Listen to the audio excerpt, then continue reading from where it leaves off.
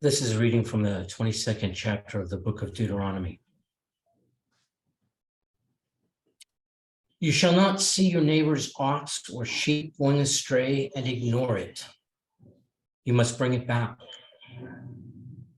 If this neighbor does not live near you, or you do not know who the owner may be, take it to your own house and keep it with you until your neighbor claims it. Then return it. You shall do the same with a donkey. You shall do the same with the garment. And you shall do the same with anything else which your neighbor loses and you happen to find. You may not ignore them. You shall not see your neighbor's donkey or ox fallen on the road and ignore it. You must help in lifting it up.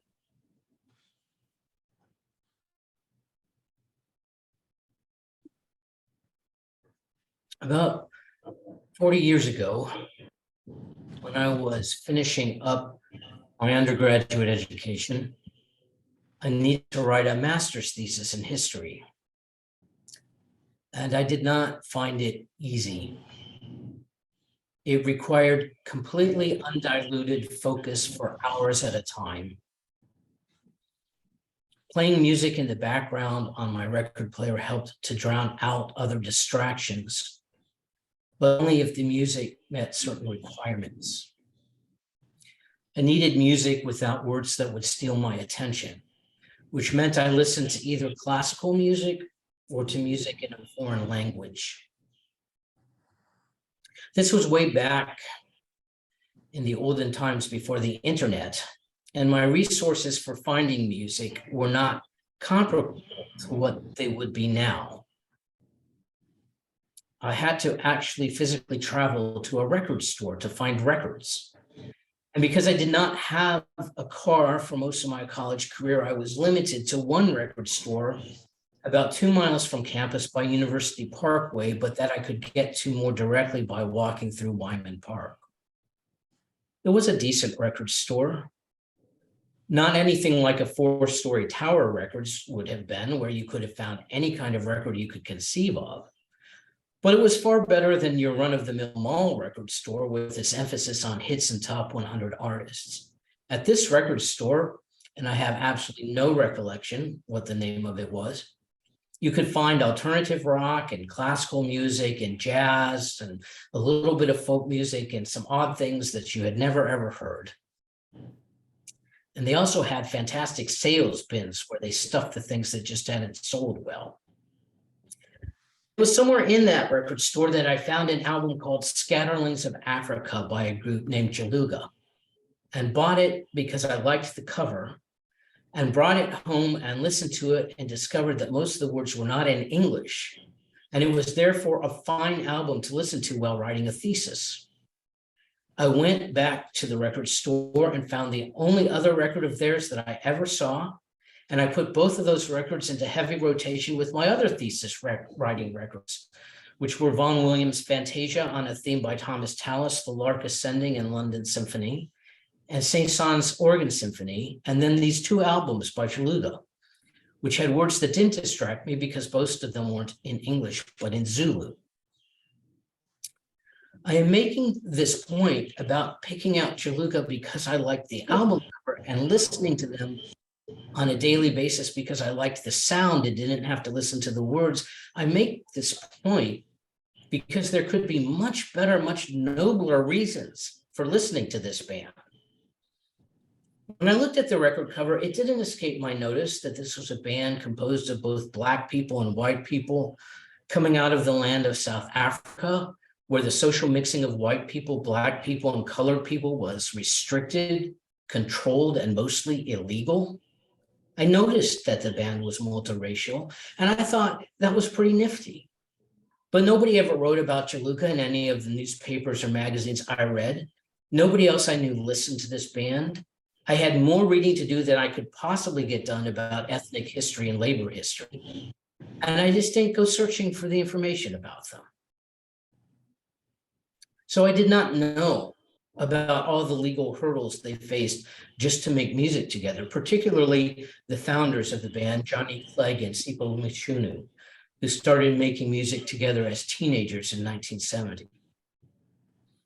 I didn't know about how they had to sneak into and out of the music clubs they played in because it was illegal for white people to see mixed races on stage.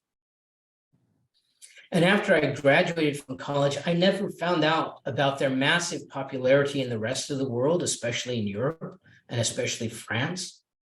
I never found out that in Europe, they routinely sold out arenas even when they played 2 shows a day for 5 days in a row. And that in the 1990s in France, they were more popular than Michael Jackson or Madonna. I never heard their 1987 song, Asimbinanga, recorded by Johnny Clegg with his second band, Savuka, a song about Nelson Mandela, who was still in prison at the time. And they sang out Mandela's name in that song at a time when it was illegal to say the name Nelson Mandela in South Africa. I never found out that Johnny Clegg was recognized as a Knight of Arts and Letters by France in 1991 and was honored as an officer of the Order of the British Empire in 2015. I never learned any of these things until I heard on the radio 3 years ago that Johnny Clegg had died from pancreatic cancer. And I remembered how much his music had meant to me at one time in my life. But 3 years ago now, the internet existed. And now I could find out all this information that I had never had access to in the 1980s.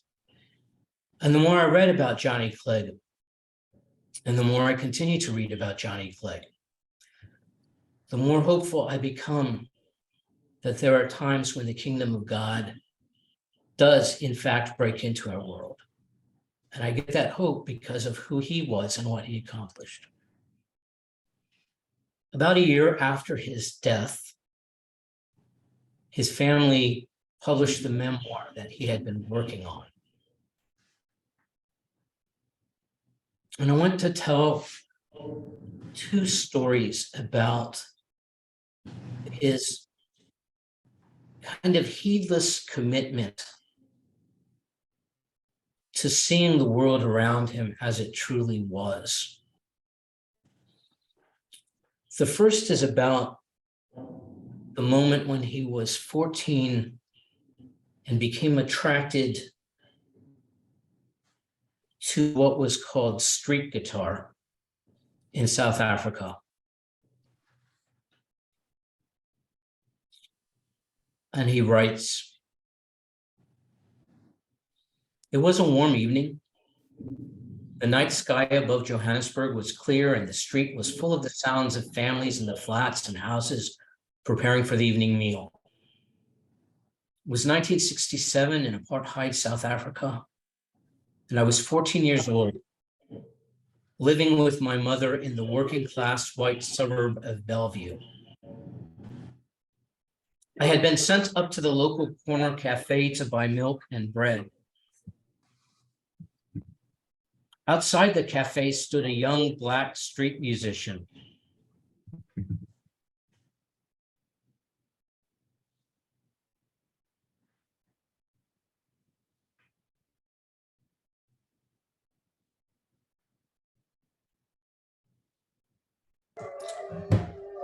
I was pausing for the dogs, but they're not going to stop.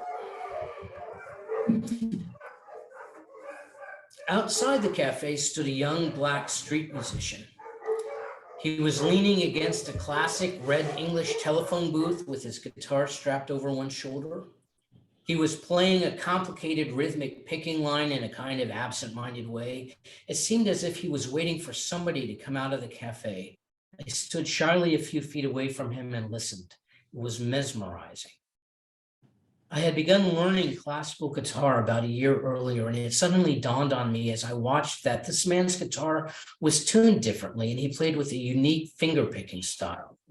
It was foreign, metallic, and urgent at the same time. Instinctively, I knew I had stumbled onto some kind of new guitar music, and I heard myself blurt out, "Can you teach me?" The young man laughed and said, "Too hard for you." I wasn't going to be dissuaded that easily. I explained to him that I already could play some guitar and asked if he would teach me. I could see him mull it over for a few seconds. It was a threshold moment for both of us. Then he blinked and said, okay, in a non-committed kind of way. I asked him where he stayed, and he pointed to the block of flats opposite the cafe. He said he worked there, and that I should come the following day in the afternoon. But I could see he didn't believe I'd show up, and that if I didn't, that was also okay. In that moment, beneath the flickering neon light outside the cafe on the corner of Bezuidenhout and Muller Streets, Bellevue, Johannesburg, my life changed. I had taken the first step on the road to becoming a Zulu street musician. The next day, straight after school, I took my classical Spanish guitar with its nylon strings to the apartment block that Charlie had directed me to. There were about 40 apartments, and I had no idea where to find him. I wandered around going floor to floor with my guitar until there he was, kneeling at the entrance of one of the flats, polishing the floor. He had knee pads strapped to his knees. Charlie told me to go up to the top of the building where apartment cleaners were housed in small single-room quarters. I climbed the steel fire escape stairs, and he followed me up. The accommodation was Spartan: a bed, a small table, a steel locker for his meager belongings and clothes, a homemade wooden stool with short legs, and a 2-plate electric cooker. And so he takes his first lesson, and he continues to go to Charlie Mazzulu's flat for lessons for a couple of months. He trades in his high-quality classical guitar for a cheap steel string guitar so that he can get the street guitar sound that he's searching for. But eventually, somebody notices this white boy. And he writes, the incident occurred on a weekend.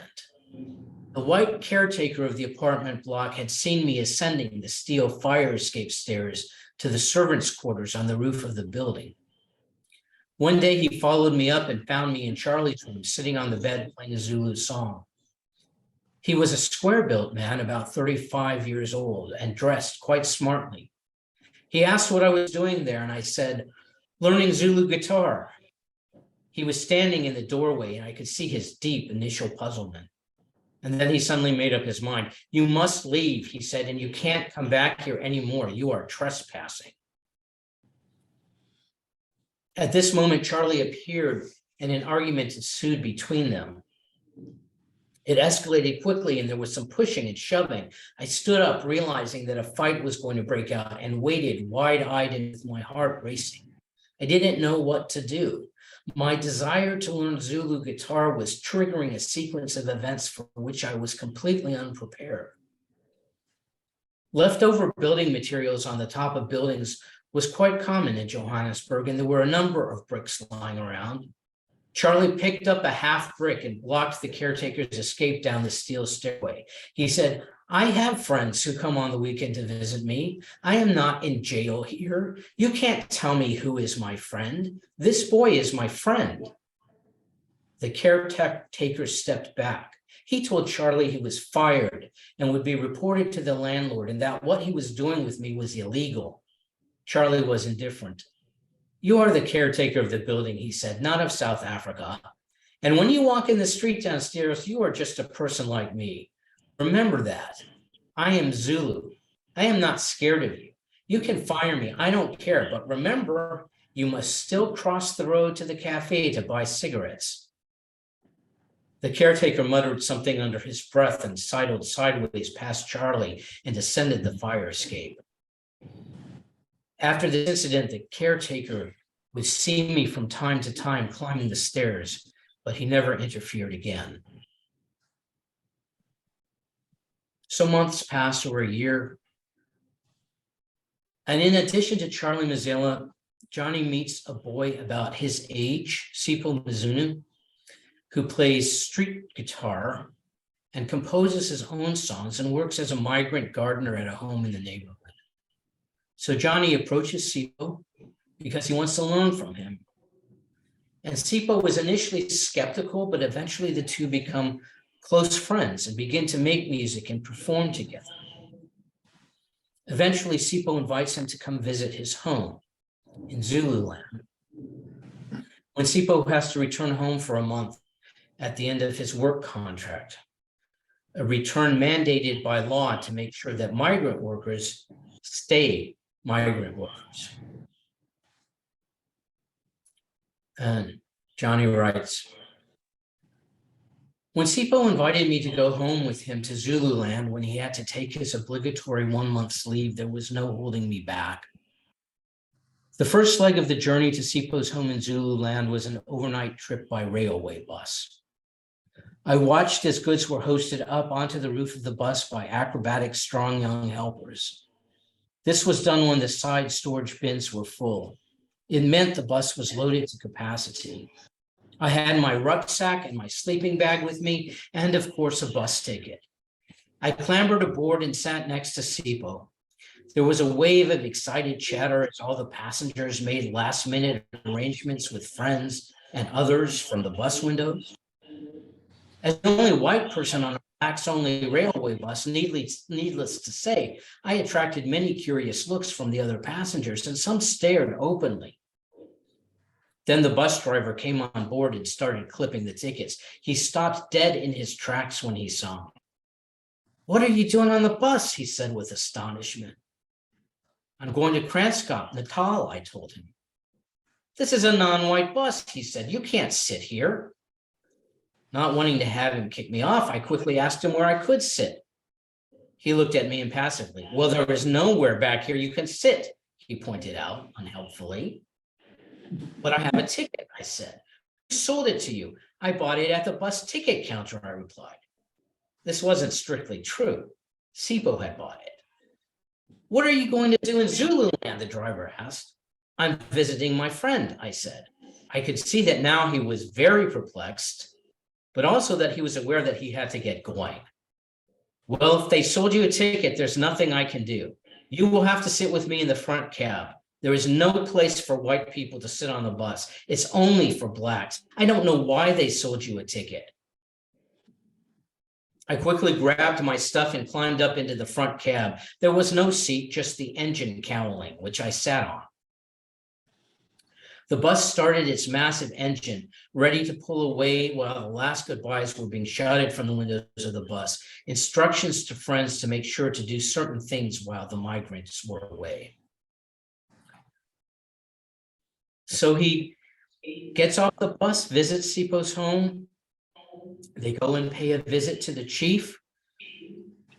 And then they come back to the homestead. And he writes about what happens. Within an hour of our return to Sipo's homestead, the courtyard began welling up with neighbors who had come to see Sipo's white friend. Hard-bitten graybeards with walking sticks listened with dark suspicion as to why Sipo had brought this white boy to Makabeleni. They said the police would come and arrest Sipo. This was not a normal situation. It could get the community into trouble. The most common observation was, why would a white boy come to such a poor place with no toilet or canned food or tap water and sleep on the floor? What was he after? The old men were split between the idea that I was looking to open a rural store to make money out of them, or that I was after traditional Zulu maidens. One even said he wanted to open a bottle store but needed a white man to front for him for the liquor license.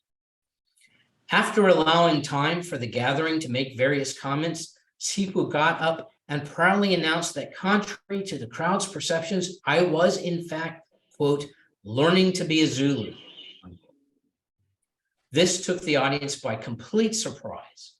He said I wanted to learn what life was like here and to write songs about it. For this reason, everybody must treat me like a son or brother and not as a white man, otherwise my training would be undermined. Warming to his topic, he then proclaimed that I loved Zulu food and ate things such as cow intestine, maize and kidney bean mush, and maize porridge, and that I drank amahiwu, a fermented, sweet, thick porridge drink made of sugar, water, and maize meal.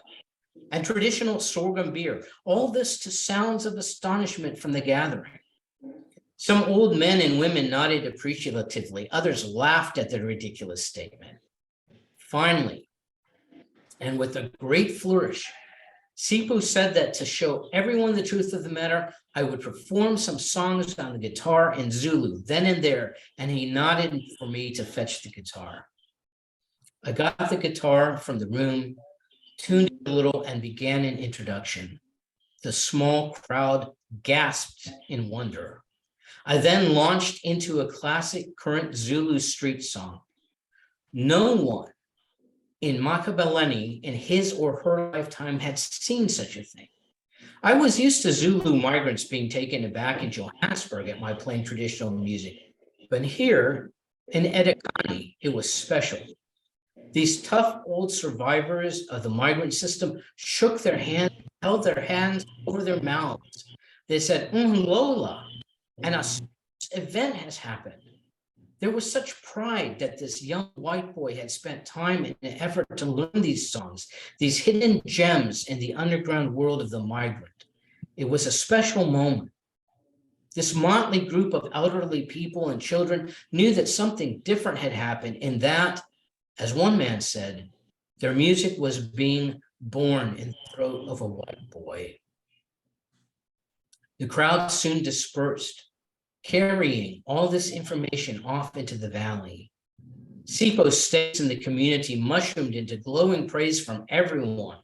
They all said a goat must be slaughtered to thank his ancestors for opening the road. I also felt pretty special, and that I was now not just Sipo's friend, but the white boy wonder from Edekani. People could be heard saying, "Have you heard our white musician from Edekani?" Everyone basked in Sipo's moment. Much later, I was to be regarded as from Emakabeleni, as the whole region claimed me as their own.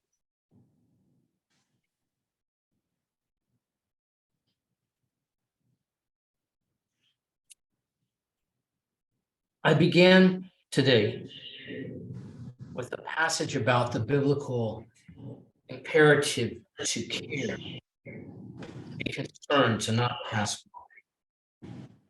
There are other passages I could have used. The passage about Cain and Abel and who is whose brother's keeper.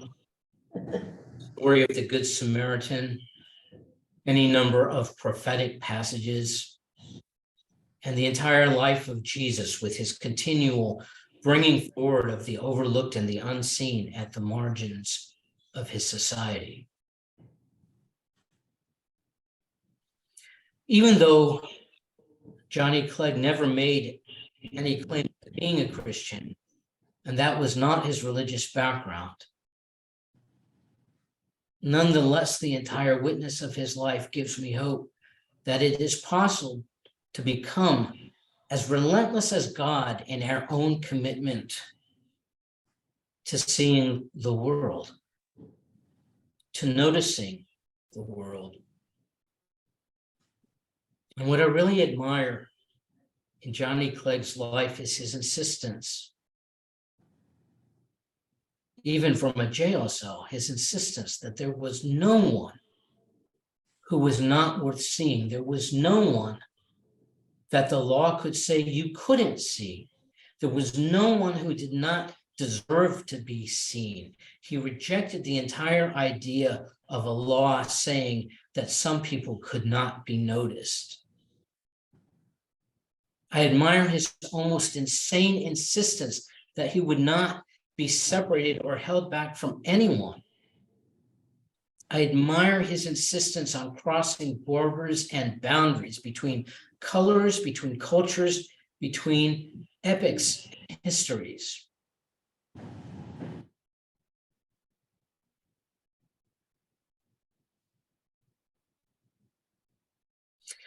When I began thinking about talking about Johnny Clegg, his life story was not nearly as relevant to the news as it has become in the past few days.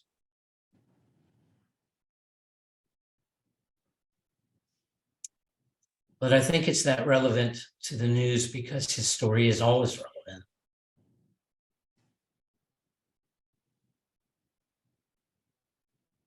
there is no one that God will not notice. And therefore, there is no one that we should not notice. No person beyond the worth of our attention. No person who somehow does not rise to the level of being human.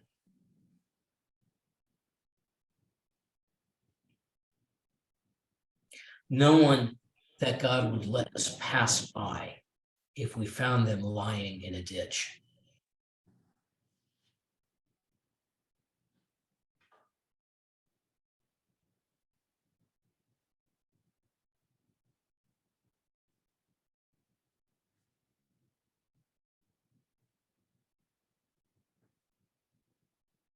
I think there are two news stories that are especially relevant to Johnny's story on this Sunday.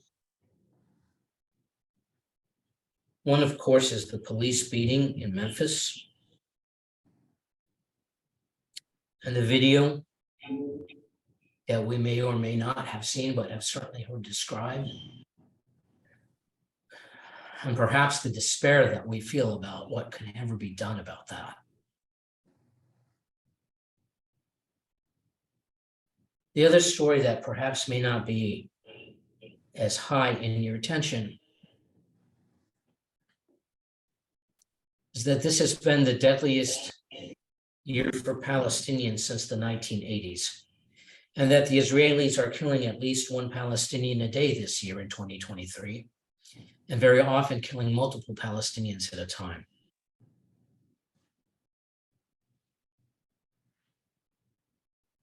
I didn't realize until I read Johnny Clegg's memoir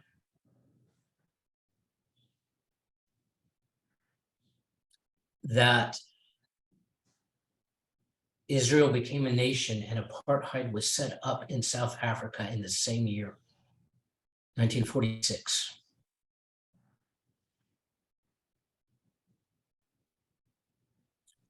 I saw a picture that I don't understand, but would love to understand, of a protester on Friday night on a bridge in Memphis who was wearing the keffiyeh, which is the Palestinian headdress that is also a symbol of resistance.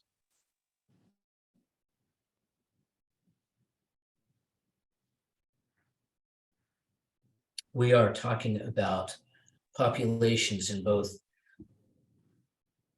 the United States and Israel that we're often told are beneath our notice. The Palestinians actually, the Israelis believe the Palestinians don't actually exist, or many Israelis do, that they were never there.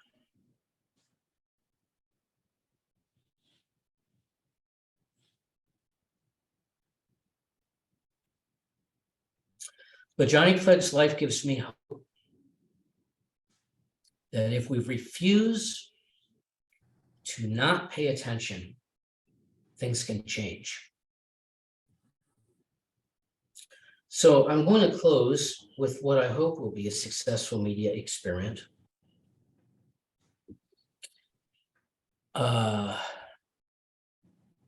Shortly before Johnny Clegg's death, a group of South African musicians came together to perform one of his most famous songs called The Crossing.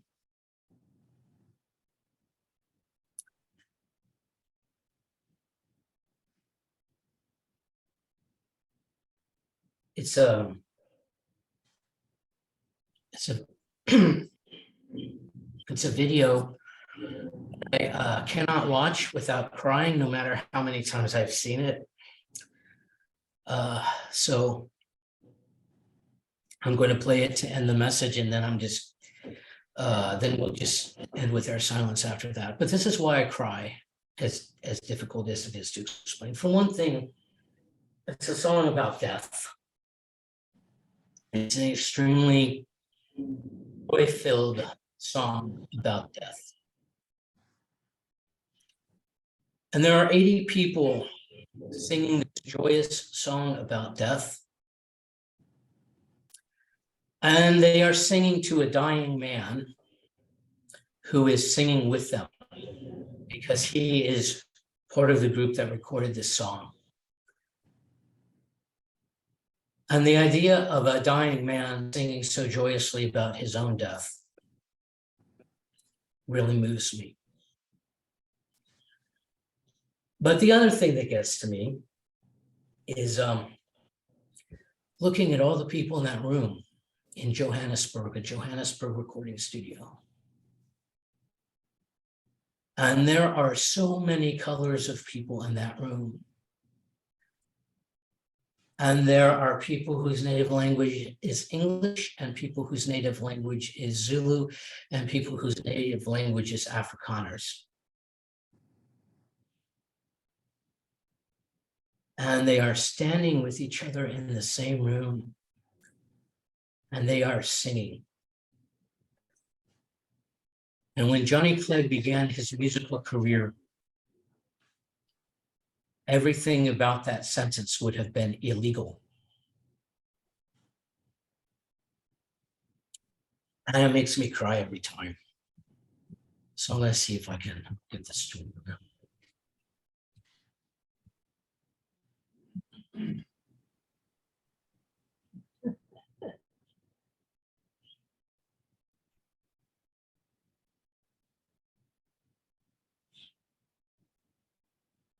Yeah.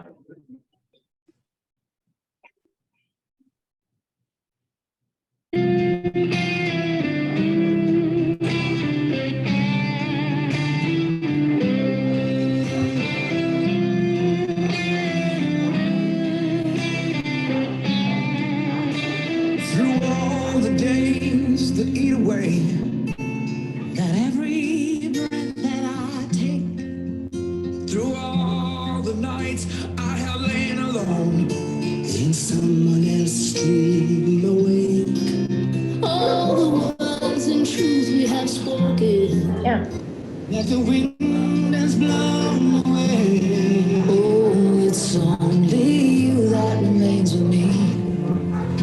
Here as the light of faith. Oh, Cieza, Cieza fino nueva paloma. Oh, Cieza, Sia good long Shabbat, Sia abuela, la pechea, Ules und Tabas in Llama, Llama sobre la panzi, oh, gusto pena.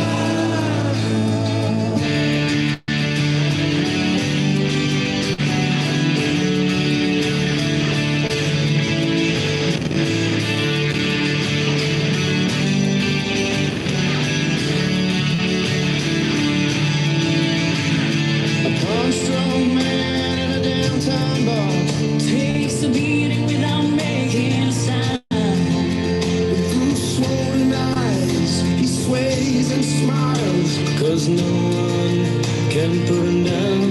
Inside him a boy looks up to his father for his sign with a proving eye. Whoa, it's funny how those once so close now gone still so affect our lives. Yes, I'm coming. Yes, I'm coming. You know the tide is turning.